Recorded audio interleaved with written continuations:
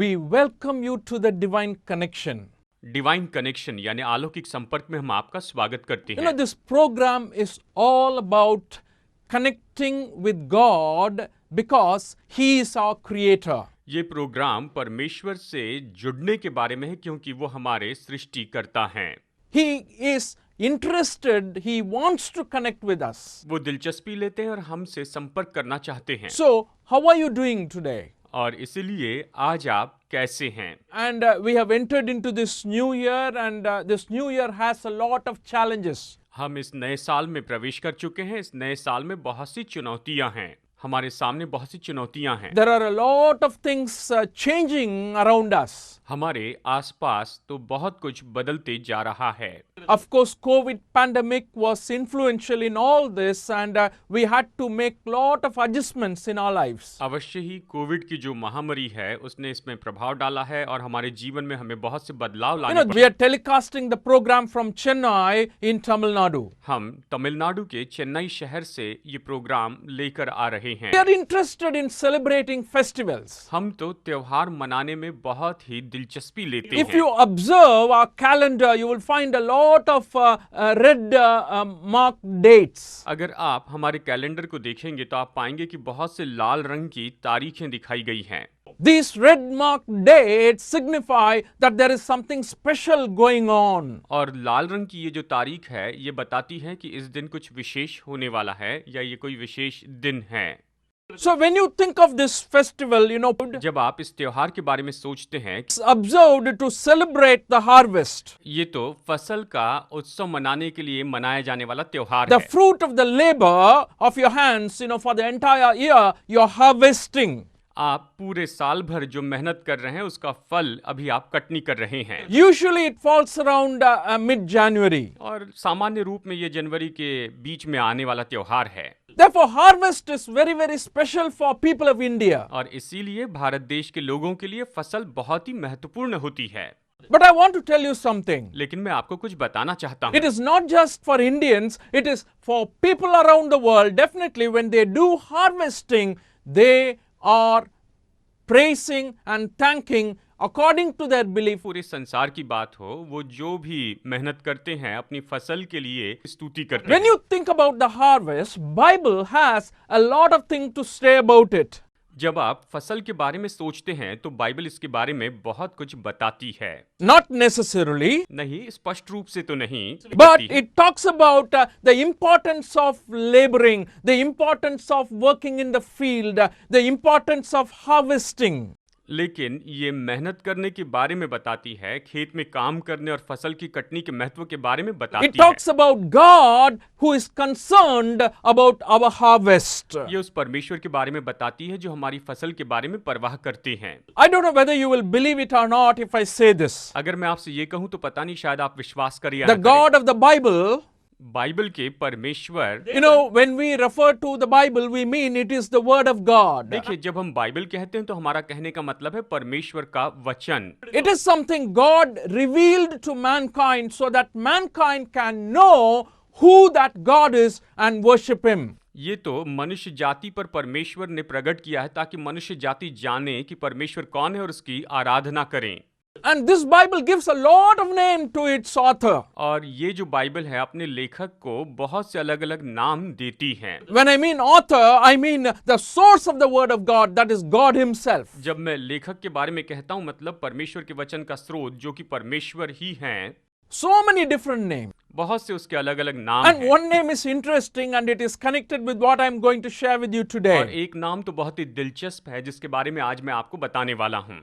And He is called as the Lord of the harvest. और इससे फसल का स्वामी या फसल का प्रभु कहा गया In the है। Gospel of Matthew chapter 9 verses 35 to 38, when we read, it talks about Jesus Christ going into the towns and villages. मती रचित सुसमाचार अध्याय 9 वचन 35 से वचन 38 तक यहाँ पर यह बताया गया कि यीशु मसीह नगरों He और is गांवों में going गए। into all the villages, healing the people and meeting their needs. प्रभु यीशु मसीह सभी गांव में गए और उसने लोगों को चंगाई दी और उनकी आवश्यकताएं Whoever पूरी was sick, they came to Jesus and he healed them. की। जो भी बीमार थे वो यीशु के पास आए, यीशु ने उन्हें चंगाई दी। And when he saw those people, Bible says in 36th verse, when he saw the crowds, he had compassion on them because they were harassed and helpless like sheep without a shepherd. Then he said to his disciples in verse 37, the harvest is plentiful, but the workers are few. Ask the Lord of the harvest, therefore, to send out workers into his harvest field. वचन 36 से आगे, जब उसने भीड़ को देखा तो उसको लोगों पर तरस आया, क्योंकि वे उन भेड़ों के समान जिनका कोई रखवाला न हो, व्याकुल और भटके हुए से थे। तब उसने अपने चेलों से कहा, पके खेत तो बहुत हैं परंतु मजदूर थोड़े हैं, इसलिए खेत के स्वामी से विनती करो कि वो अपने खेत काटने के लिए मजदूर भेज दे। यहाँ पर उसने कहा कि खेत के स्वामी से विनती करो। He is saying, ask the Lord of the harvest to send out workers into his harvest field. यहाँ वचन में उसने कहा कि खेत के स्वामी से विनती करो कि वो अपने खेत काटने के लिए मजदूर भेज दे। And I'm not really going into explaining the meaning of this passage. Of course, this passage allegorically talks about people and their souls that are ripe for harvest. मैं वचन के बारे में यहाँ पर पूरा विवरण के साथ तो नहीं बताऊंगा, लेकिन निश्चय ही ये मनुष्य की आत्मा के बारे में कह रहे हैं कि उनकी आत्मा फसल की कटनी के लिए बिल्कुल तैयार हैं। It is not literally harvesting the rice or the wheat or barley, etc., etc. ये तो सच में चावल या गेहूं या जौ इसकी कटनी के बारे में But नहीं। the name given to the God of the Bible, as we read in this passage, is He is Lord of harvest. जैसे हम इस वचन में देखते हैं कि बाइबल के परमेश्वर को यहाँ पर खेत का स्वामी कहा गया है, ये नाम दिया गया है। It is important that we can connect Him even with the physical harvest. ये बहुत ही महत्वपूर्ण है कि हम उसे शारीरिक फसल के साथ भी जोड़ सकते हैं। ये बात तो बहुत ही महत्वपूर्ण है। You can also connect with Him as His heart is filled with compassion always for the people who are ready for harvest. और आप निश्चय इसे जोड़ सकते हैं कि उसका दिल हमेशा करुणा से भरा हुआ होता है उन लोगों के लिए जो कि फसल के लिए तैयार हैं। Because there are a lot of people with needs. क्योंकि बहुत से ऐसे लोग हैं जिनकी जरूरतें हैं। There are a lot of people suffering and struggling in their lives today. आज बहुत से लोग अपने जीवन में दुख उठा रहे हैं, परेशानी में पड़े हुए They हैं। are looking for a helper. और वो तो एक सहायक को ढूंढ They रहे are looking हैं। for a savior. वो एक उद्धारक को ढूंढ रहे हैं। They are looking for somebody to comfort them. वो ढूंढ रहे हैं कि कोई आकर उन्हें तसल्ली दे। Are you someone who is looking for a helper today, a savior today? क्या आप ऐसे व्यक्ति हैं जो आज किसी उद्धारक को या सहायक को ढूंढ रहे हैं? With all the problems that we are having to face in today's world, we definitely need the help of this God of the harvest. और आज हम संसार में जितनी भी समस्याओं का सामना कर रहे हैं, हमें अवश्य ही इस खेत के स्वामी की, फसल के स्वामी की That's जरूरत why I है। want to present before you today the Lord of harvest. और इसलिए आज मैं आपको फसल के स्वामी के बारे में बताना चाहता हूँ। First of all, I want to tell you that God is the home of harvest. What I mean by that is, God is the source of harvest. सबसे पहले मैं आपको बताना चाहता हूँ कि परमेश्वर ही हैं जो कि फसल के स्वामी हैं। You know why? जानते हैं क्यों? When He created the world in the very beginning, we find in the book of Genesis, which is the first book in the Bible, we read that He created the world and He took the man and the woman and put them in the Garden of Eden to work it and take care of it. जब हम Bible की पहली किताब उत्पत्ति में पढ़ते हैं कि परमेश्वर ने एक वाटिका बनाई और उसने आदम को लेकर वाटिका में रखा ताकि आदम वाटिका में काम कर सके और उसकी रखवाली कर सके। परमेश्वर ने आदम को वहां पर रखा। It was God's plan for man to work in the Garden of Eden. ये तो परमेश्वर की योजना थी कि मनुष्य अदन की वाटिका में काम करें।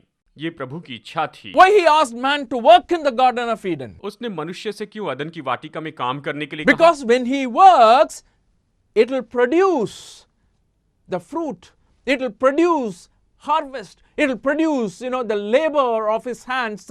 It will yield the fruit in its season. क्योंकि जब वो काम करेगा तो ये निश्चय फल लाएगा, ये फसल लाएगा और सही ऋतु में उसकी मेहनत का फल उसे मिलेगा। इसलिए परमेश्वर ने उसे वहां So पर when I रखा। say our God is the source of harvest, I mean that He is the one who is planning how the world must operate. जब मैं कहता हूं कि परमेश्वर खेत के स्वामी है या फसल के स्वामी हैं, तो उसी ने ये निश्चित किया है कि संसार किस तरह से काम करेगा या संसार को कैसे काम करना है। Even after destroying the world once by water during the time of Noah, after Noah comes out, God blesses them, and God told him very, very clearly in 8th chapter, 22nd verse, Noah offered a sacrifice. God smelled the aroma of that sacrifice, and he said like this in Genesis 8:22, as long as the earth endures, seed time and harvest, cold and heat, summer and winter, day and night will never cease. परमेश्वर ने पृथ्वी को पाप के कारण जल प्रलय से नाश कर दिया नूह के समय में, और नूह जब जहाज से बाहर आया तो उसने प्रभु के सामने बलिदान चढ़ाए और परमेश्वर उससे खुश हुए और कहा, उत्पत्ति अध्याय 8 वचन 22 में, अब से जब तक पृथ्वी बनी रहेगी तब तक बोने और काटने का समय, ठंड और तपन, धूप काल और शीतकाल, दिन और रात निरंतर होते चले जाएंगे। इस तरह परमेश्वर ने कहा। It is a promise God gave to mankind. ये तो वो प्रतिज्ञा है जो परमेश्वर ने मनुष्य को दी है। The seed time and harvest. यानी बीज बोने का समय और कटनी का समय होगा। He says, as long as the earth endures, it will be there. उसने कहा कि जब तक ये पृथ्वी बनी है तब तक ये रहेगा। Nobody can stop it. इसे कोई रोक नहीं सकता है। That is the promise He gave to mankind. यही प्रतिज्ञा उसने मनुष्य को दी। That is why we are able to harvest today. और इसलिए आज हम कटनी कर पा रहे हैं। That is why we also say that He is the source of harvest. और इसीलिए हम कहते हैं कि वही तो फसल के मुख्य स्रोत हैं। In the book of Jeremiah chapter 5 verse 24 we read like this. यिर्मयाह अध्याय 5 वचन 24 में हम इस तरह से पढ़ते हैं। It says, they do not say to themselves, let us fear the Lord our God who gives autumn and spring rain in season, who assures us of regular weeks of harvest. वे मन में इतना भी नहीं सोचते कि हमारा परमेश्वर यहोवा जो बरसात के आरंभ और अंतिम दिनों दोनों समय का जल समय पर बरसाता है और कटनी के नियत सप्ताहों को हमारे लिए रखता है, इसलिए हम उसका भय माने। इस तरह ये वचन हमें Isn't बताता it है। interesting, that statement, who assures us of regular weeks of harvest. क्या ये दिलचस्प नहीं कि ये कहता है कि कटनी के नियत सप्ताहों को हमारे लिए रखता है। God promises harvest. परमेश्वर फसल की प्रतिज्ञा करते हैं। That's why I want to keep on saying again and again, He is the God of harvest. और इसलिए मैं बार बार आपको ये बताना चाहता हूं कि वही कटनी के प्रभु हैं। That's what Bible says very clearly. और यही तो बाइबल बहुत स्पष्ट रूप में बताती है। Sometimes when the people of Israel, God's own people whom He has chosen, they disobeyed God and they did not follow His commandments. One of the punishment that is given to them is that He will shut down the heavens so that it will not rain and the ground will not yield its produce. आप जानते हैं परमेश्वर के अपने लोग, Israeli लोग, जब परमेश्वर की बात नहीं मानते थे तो उन्हें ये दंड दिया जाता था कि परमेश्वर आकाश को बंद कर देता था, समय पर बारिश नहीं होती थी ताकि उन्हें कोई फसल न मिले और कोई उपज न उपजे। And that's the control. He's controlling it. That's the point I'm making. मैं यहाँ पर ये कह रहा हूँ कि परमेश्वर उस पर नियंत्रण करते हैं।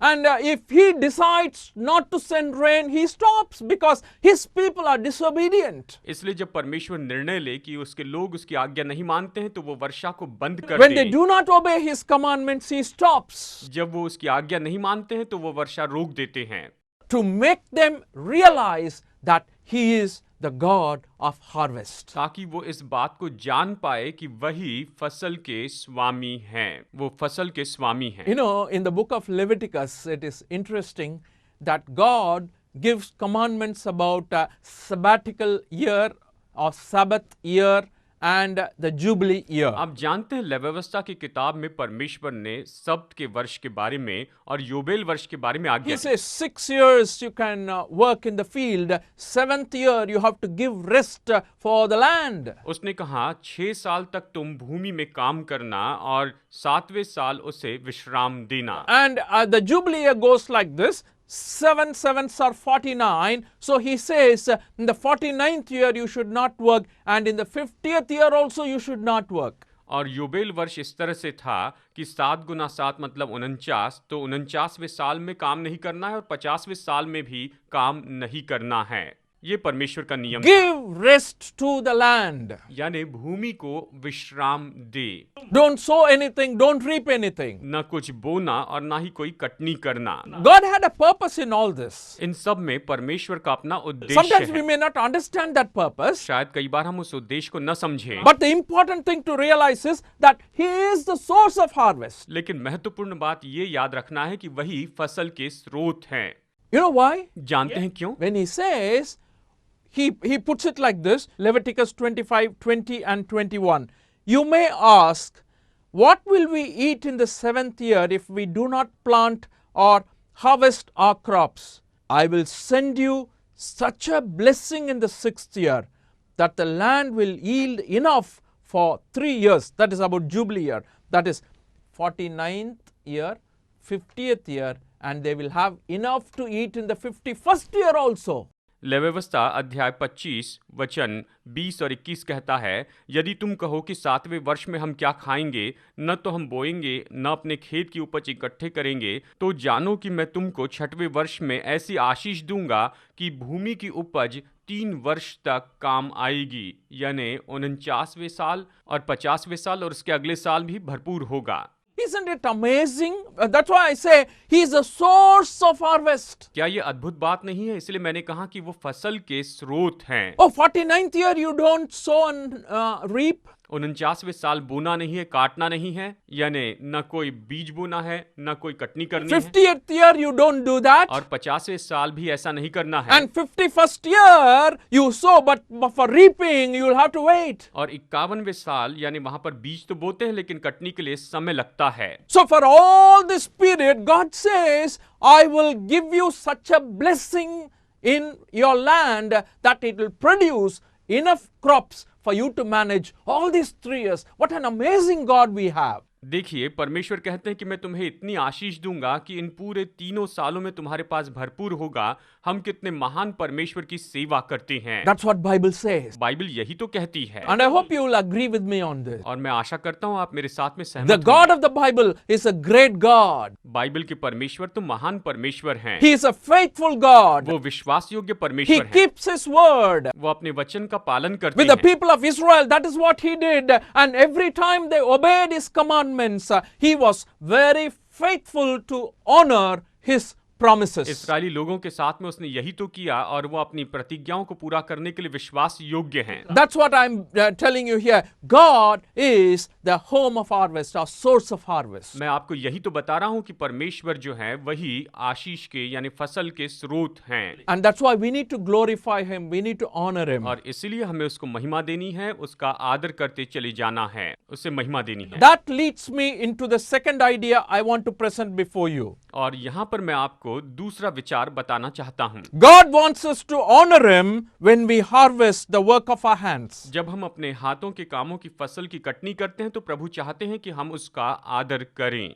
How can we honor Him? हम उसका आदर कैसे कर सकते हैं? Definitely by having a heart filled with gratitude. अवश्य ही सराहना से भरे हुए हृदय के द्वारा धन्यवाद We are दें। thankful to God for providing so we can harvest. प्रभु ने प्रयोजन किया ताकि हम फसल काट सके, इसलिए प्रभु को धन्यवाद We देना can है। thank God for the health He has given us so we can harvest. परमेश्वर को धन्यवाद दे कि उसने हमें तंदुरुस्ती दी ताकि हम फसल काट पा रहे Thank हैं। God for the protection from the pests. परमेश्वर ने कीटकों से फसल की रक्षा की, इसीलिए उसे धन्यवाद दे। And thankful for the rain.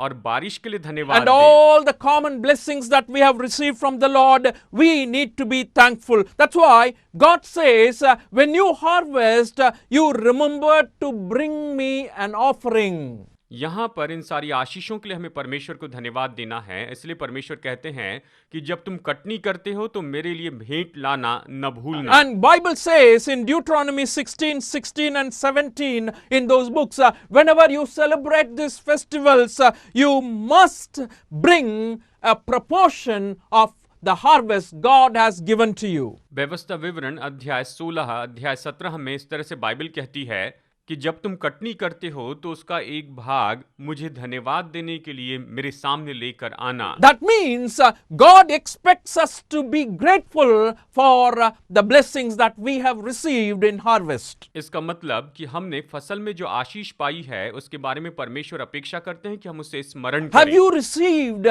such a blessing from the Lord? क्या आपने परमेश्वर से ऐसी आशीष पाई है? You know, my parents are farmers. मेरे माता पिता तो किसान हैं। We do have a small piece of land, you know, that they are working on even right now. हमारी एक छोटी सी जमीन है जहां पर अभी भी वो काम करते रहते हैं। And in this month, they are going to harvest rice. और इस महीने में चावल की फसल की कटनी होने वाली है।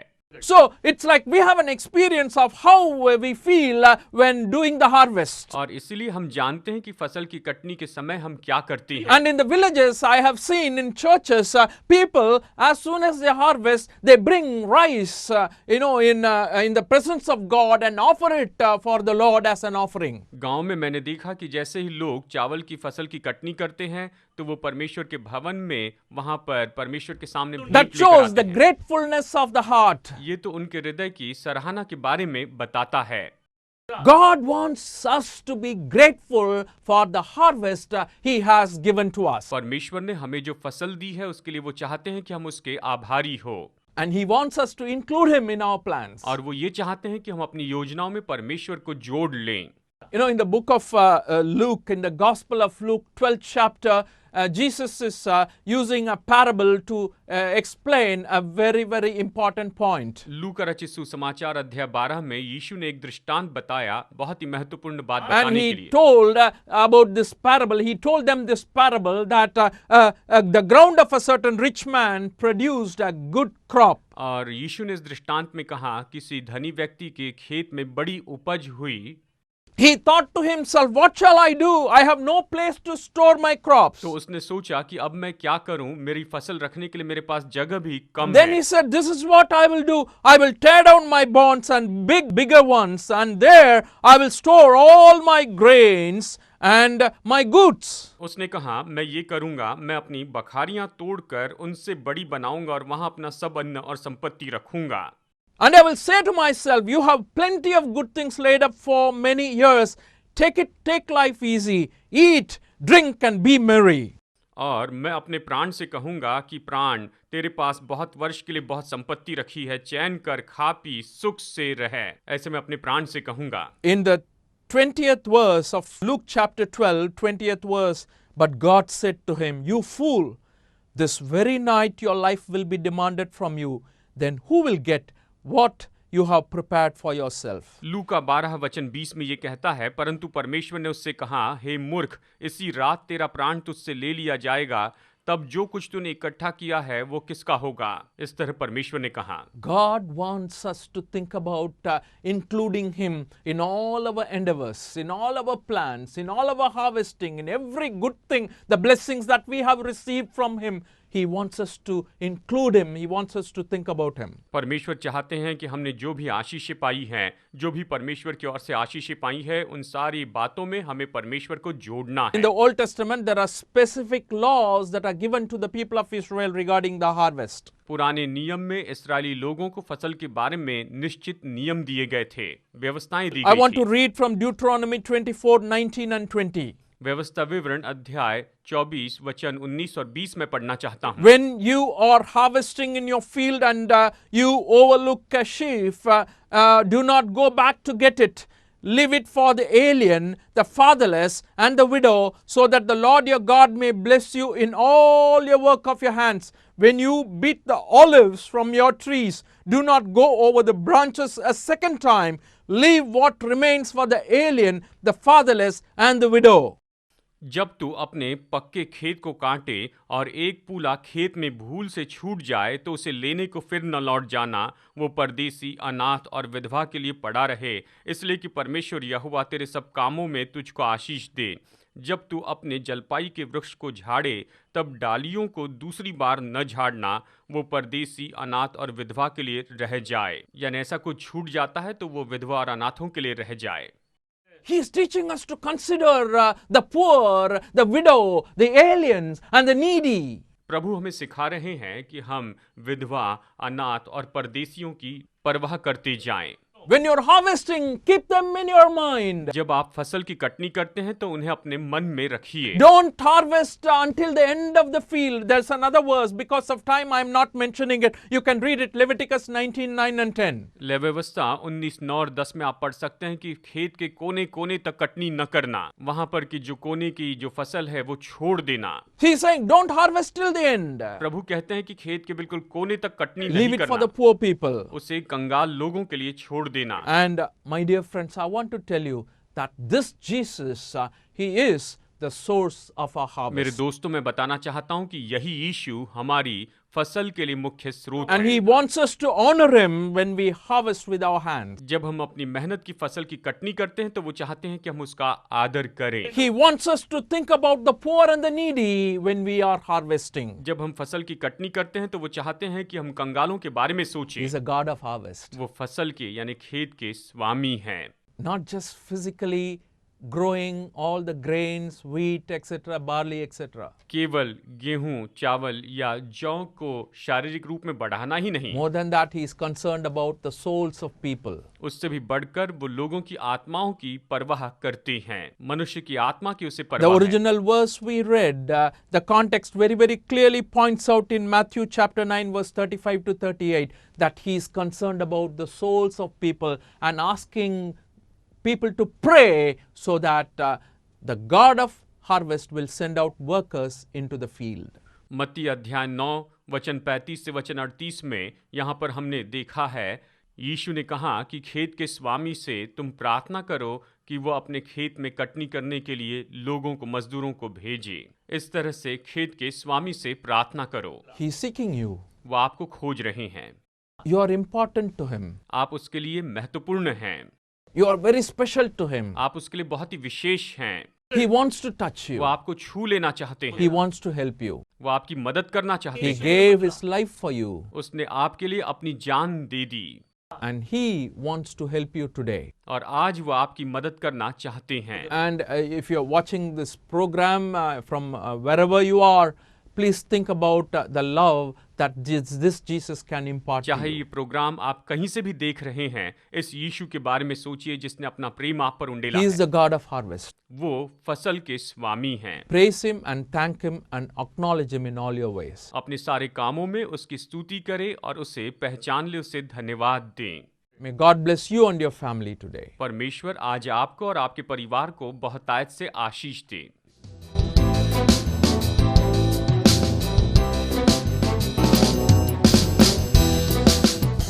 Study the Word of God in a private and personal way through our online study website.